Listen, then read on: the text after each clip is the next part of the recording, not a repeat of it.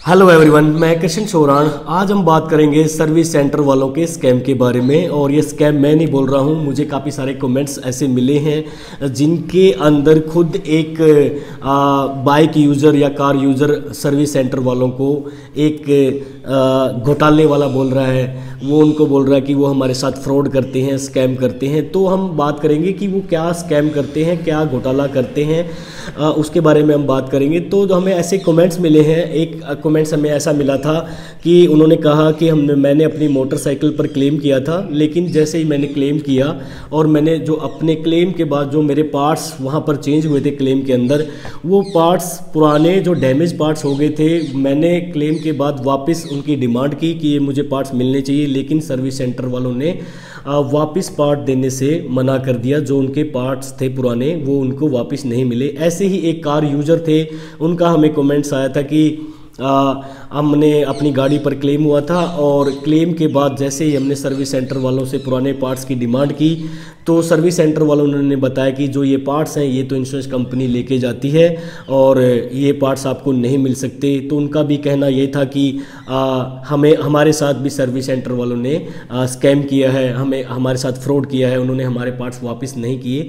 तो हम आज उसी विषय पर बात करेंगे कि मतलब सर्विस सेंटर वालों का जो पुराने पार्ट्स हैं उसके ऊपर कितना रोल है, कितना हक है, और इंश्योरेंस कंपनी का इसके अंदर क्या रोल है, और कार मालिक का इसके अंदर क्या रोल है। तो पहली बात हम समझते हैं कि जब भी हम किसी भी इंश्योरेंस कंपनी पर क्लेम करते हैं तो क्लेम हमें वही इंश्योरेंस कंपनी पे करती है जिस इंश्योरेंस कंपनी को हम अपना इंश्योरेंस का प्रीमियम पे करते हैं। यानी कि अभी जैसे इंडिया के अंदर 25 से 30 ऐसी कंपनी है जो ऑटो इंश्योरेंस करती हैं, लेकिन हम 25 से 30 हर कंपनी से तो अपना इंश्योरेंस नहीं ले सकते। हम किसी भी 25-30 कंपनियों में से किसी एक पार्टिकुलर से अपना इंश्योरेंस परचेज करते हैं, और वो इंश्योरेंस की जो टर्म्स एंड कंडीशन वो रहती हैं कि अगर हमारे व्हीकल पर कोई हादसा आएगा, हमारे व्हीकल के साथ कोई क्लेम आएगा, तो उस क्लेम का जो पैसा है वो पार्टिकुलर इंश्योरेंस कंपनी पे करेगी।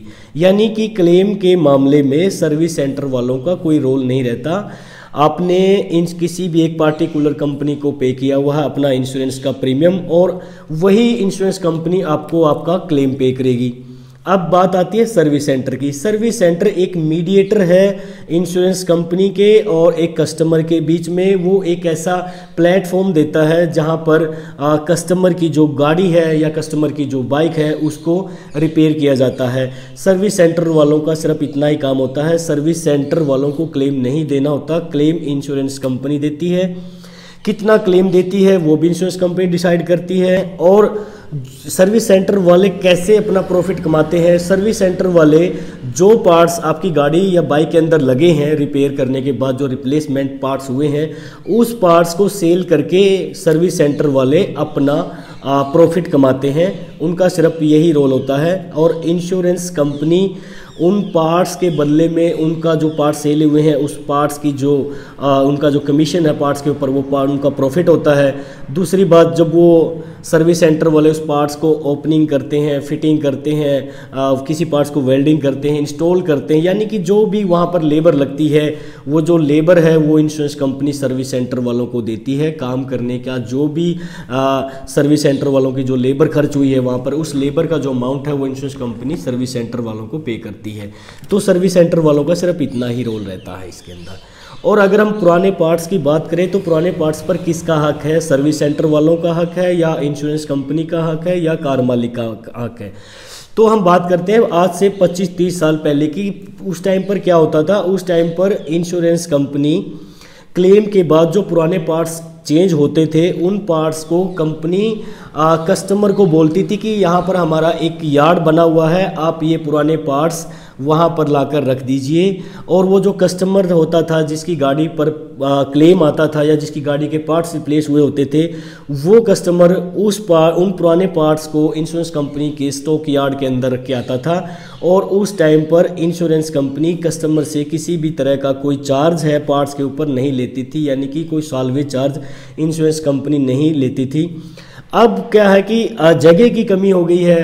इंश्योरेंस कंपनी है वो इतने स्टॉक यार्ड रख नहीं सकती, क्योंकि अगर वो ऐसे स्टॉक यार्ड्स बनाएगी जहाँ पर पुराने पार्ट्स रखे जाएंगे तो उनको रेंट पर वो जगह लेनी पड़ेगी, और जगह का जो रेंट है वो इंश्योरेंस कंपनी को पे करना पड़ेगा। तो अब क्या है कि इंश्योरेंस कंपनी ऐसा नहीं करती, ना ही वो स्टॉक यार्ड रेंट पर लेती है, ना ही वो पुराने पार्ट्स किसी भी कस्टमर से वापस वहाँ पर मंगवाती है। उन्होंने अभी क्या कर रखा है, इंश्योरेंस कंपनियों ने जो भी पार्ट्स चेंज होते हैं, जो भी क्लेम्स के अंदर जो भी पार्ट्स चेंज होते हैं, इंश्योरेंस कंपनी कस्टमर से साल्वेज डिडक्ट कर लेती है। 5 से 7% साल्वेज इंश्योरेंस कंपनी जो पुराने पार्ट्स होते हैं कस्टमर के, उसके ऊपर चार्ज कर लेती है, मेटल पार्ट्स के ऊपर, और वो पार्ट्स इंश्योरेंस कंपनी वही सर्विस सेंटर पर छोड़कर चली जाती है। अब ये है कि अगर किसी कस्टमर ने क्लेम के बाद इंश्योरेंस कंपनी को साल्वेज चार्जेज पे किए हैं, तो उस पुराने पार्ट्स पर सिर्फ और सिर्फ हक रहता है कस्टमर का, यानी कि जिसका वो व्हीकल है, चाहे वो बाइक हो चाहे वो कार हो। अगर उसकी गाड़ी पर कोई क्लेम आ गया है और इंश्योरेंस कंपनी ने उसके जो पुराने पार्ट्स चेंज हुए हैं उसके ऊपर इंश्योरेंस कंपनी ने अगर साल्वेज डिडक्ट कर लिया है, यानी कि साल्वेज की जो कॉस्ट है वो इंश्योरेंस कंपनी ने कस्टमर से ले ली है, तो उसके बाद वो जो पुराने पार्ट्स हैं वो कस्टमर के रहते हैं। ये चीज़ होती है। पहले भी इंश्योरेंस कंपनी इस चीज़ को ऐसे करती थी कि पुराने पार्ट्स मंगा के रख लेती थी, फिर वो कंपनी खुद इंश्योरेंस कंपनी उसको बेचती थी। अब कंपनी कहती है कि हम पहले से ही आपसे यहीं पे साल्वेज चार्जेस ले लेंगे, आप अपना सामान कहीं पर बेचो, कहीं पर इसका कुछ भी करो, हमें कोई मतलब नहीं है। जब गाड़ी बिल्कुल रेडी हो जाती है तो जो पुराने पार्ट्स चेंज होते हैं उसको क्रैश करवा देती है, तुड़वा देती है। कोई पार्ट्स ऐसी कंडीशन में इंश्योरेंस कंपनी नहीं छोड़ती कि बाद में ये रिपेयर होके कहीं पर यूज हो सके, तो यानी कि उसको रीयूज होने के लिए इंश्योरेंस कंपनी नहीं छोड़ती, उसको तोड़वा देती है। तो वो जो टूटे हुए हैं पुराने पार्ट्स हैं, ओल्ड डैमेज पार्ट्स हैं, वो कस्टमर के होते हैं अगर कस्टमर इंश्योरेंस कंपनी को अपनी साल्वेज पे करता है। अवेयरनेस की कमी यही है कि हम सर्विस सेंटर वालों से क्रॉस क्वेश्चन नहीं करते, क्योंकि सर्विस सेंटर वालों का तो इसके अंदर रोल ही नहीं है। सर्विस सेंटर वालों ने तो नए पार्ट्स लगा दिए हैं, नए पार्ट्स का जो उनका प्रॉफिट है वो इंश्योरेंस कंपनी ने उसको दे दिया है, लेबर है वो इंश्योरेंस कंपनी ने उसको पे कर दिया है। तो पुराने पार्ट्स पे तो उसका सर्विस सेंटर वालों को हक बिल्कुल भी नहीं रहता है, इंश्योरेंस कंपनी उठाती नहीं है, तो पुराने पार्ट्स बचे किसके? कस्टमर के। तो जो साल्वेज है, इस जो ये डैमेज पार्ट्स हैं इनको ही साल्वेज बोलते हैं, और जो ये साल्वेज है ये सारी की सारी is the property of customer, ये कस्टमर की प्रॉपर्टी होती है, कस्टमर इसको ले जा सकता है। तो आप जब भी आपको नेक्स्ट टाइम कभी आपके साथ ऐसा होता है और अगर आप पुराने पार्ट्स की डिमांड करते हो तो सर्विस सेंटर वाले अगर आपको मना करते हैं तो आप सर्विस सेंटर वालों से पूछ सकते हो किस अधिकार के तहत आप हमें पुराने पार्ट्स वापस नहीं कर रहे हैं, आपका क्या रोल है। आपका तो इसके अंदर कोई रोल ही नहीं है। अगर फिर भी सर्विस सेंटर वाला नहीं आप एग्री करता इस बात को, तो आप उनको रिटर्न में एक मेल डाल सकते हो, उनके जो मैन्युफैक्चरिंग कंपनी है वहाँ पर आप उनकी कंप्लेन कर सकते हो। अगर फिर भी नहीं मानता तो आप कंज्यूमर कोर्ट जा सकते हो, पुलिस में कंप्लेन कर सकते हो। लेकिन जो ये पुराने पार्ट्स हैं ये कस्टमर की प्रॉपर्टी है, कस्टमर ही इसको लेके जा सकता है। अगर कस्टमर इंश्योरेंस कंपनी को अपने पुराने पार्ट्स के बदले में साल्वेज पे करता है तो ये जो प्रॉपर्टी है ये कस्टमर की है। और हमने इसी वीडियो के अंदर यही एक इन्फॉर्मेशन देनी थी कि जो पुराने पार्ट्स इंश्योरेंस क्लेम के बाद चेंज होते हैं उसके ऊपर किसका हक होता है, सर्विस सेंटर वालों का या इंश्योरेंस कंपनी का या कार मालिक का। तो आपको समझ में आ गया होगा कि अगर जो भी पुराने पार्ट्स हैं उसके ऊपर आपका जिनकी गाड़ी या बाइक के ऊपर क्लेम हो रहा है यानी कि कस्टमर की वो प्रॉपर्टी है, कस्टमर उसको लेके जा सकता है, इसमें कोई दिक्कत वाली बात नहीं है। अगर आपको ये इन्फॉर्मेशन अच्छी लगी हो तो प्लीज़ वीडियो को लाइक करें और ज़्यादा से ज़्यादा अपने दोस्तों के साथ इस वीडियो को शेयर करें।